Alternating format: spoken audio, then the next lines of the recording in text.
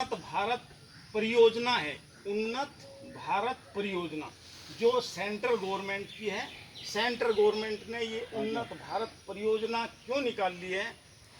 इसलिए निकाल ली है कि WHO ने सर्वे किया है कि हिंदुस्तान का खेती का सर्वे किया है। उसमें पता लगा कि 70%, 50% से 70% तक हमारे जो फूड हम भोजन खा रहे हैं उनमें केमिकल की मात्रा पहुंच चुकी है, जिससे आज हमारे गांव में भी बड़ी बड़ी बीमारियां जैसे थायराइड हुआ, शुगर हुआ, बीपी हुआ और जोड़ों का दर्द हुआ और कैंसर तक की बीमारियां गांव में भी आना शुरू हो चुकी है। इसका सबसे बड़ा रीजन एक ही है कि हमारे भोजन में पेस्टिसाइड की मात्रा अत्यधिक होना। पहले हम जब छोटे छोटे थे हम कहते गांव में तो कोई बीमारी नहीं होती। हाँ है सही, ये सच है। किसी को शुगर का ही नहीं पता होता, किसी को थायराइड का नहीं पता होता, बीपी का नहीं पता होता, कुछ नहीं। ज़्यादा बुखार आ गया, किसी काढ़ा वाढ़ा पिया या गर्म पानी वो लेकर लेट गए, थोड़ी देर में ठीक हो गया, ऐसा ही होता ना। परंतु अब धीरे धीरे ये बीमारी जैसे शहर में थी गांव में भी होना शुरू होगी। इसका सबसे बड़ा रीजन एक ही है कि हम केमिकल की मात्रा जो हम अपने खेत में पेड़ पौधों पर डालते हैं वो हमारे शरीर में ही पहुंचे। कुछ समय पहले एक बड़े बड़े जो ये होते हैं ना, जैसे आजकल अंबानी अडानी है, ये इन्होंने अपना कुछ गेहूँ विदेश में भेजा। भेजने के बाद विदेश से वापिस आ गया। उसका क्या कारण था? कि उसमें पेस्टिसाइड की मात्रा बहुत अत्यधिक पाई गई। इंडिया तो है नहीं कि कम से जितना भी सस्ते से सस्ता हो उतना यहाँ तो अच्छा लगता है, चाहे उसमें कुछ भी हो। ऐसा ही है ना। यदि अभी कह दें कि एक जगह 10 रुपये किलो गेहूँ है और एक जगह 2 रुपये की तरफ भगेगा आदमी। यूँ नहीं देखा कि ये कैसा होगा। तो विदेश में इस चीज़ पर ध्यान बहुत ज़्यादा दिया जाता है अपने शरीर के लिए। जिसने अपने शरीर पर ध्यान नहीं दिया तो वो धीरे धीरे नष्ट हो जाता है। बीमारी के कारण, स्वास्थ्य ठीक न होने के कारण परिवार भी नष्ट हो जाता है। क्योंकि यदि किसी के परिवार में किसी छोटे बच्चे को आज हमने एसिडिटी पानी पिलाना शुरू कर दिया, केमिकल का भोजन खिलाना शुरू कर दिया, यदि काश उसको कैंसर हो गया तो जितनी संपत्ति हमने इकट्ठी करी एक झटके में जीरो। ऐसा है ना। तो उस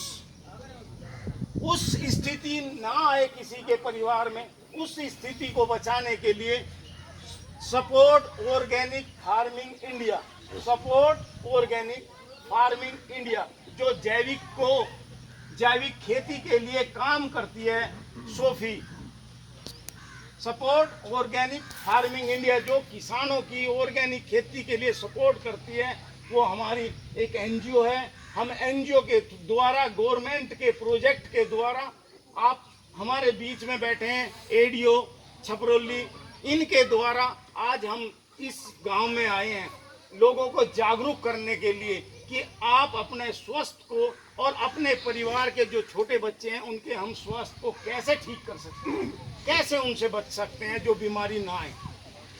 उसका एक ही रीजन है बचने का कि अपनी खेती को केमिकल से दूर करके कुछ खेती जैविक करना शुरू करें।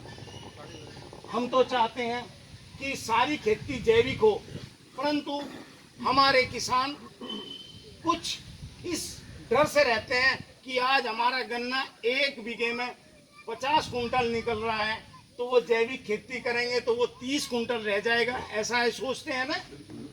सच ऐसा सोचते हैं। परंतु आज नई नई विधियां जो हम बताएंगे आपको आई हैं, जिससे वो आपके रसायन के बराबर ही आपका जैविक गन्ना भी होगा। जब हम आपको ट्रेनिंग देंगे, सर्टिफिकेट देंगे, सब आपके लिए बाकायदा ट्रेनिंग दी जाएगी। क्या हमें किस किस टाइम कौन सा बीज लेना है, क्या डालना है, कौन सा जैविक खाद डालना है, वो सारी हम उसमें बताएंगे। तो सबसे मेन उद्देश्य हमारा यही है कि आप अपने परिवार को बचाओ, परिवार के साथ साथ जो हमको बचाएं। क्योंकि ये जो आज हम आपको बता रहे हैं ये हमारे लिए ही है, हमारे लिए है, हमारे बच्चों के स्वास्थ्य के लिए है।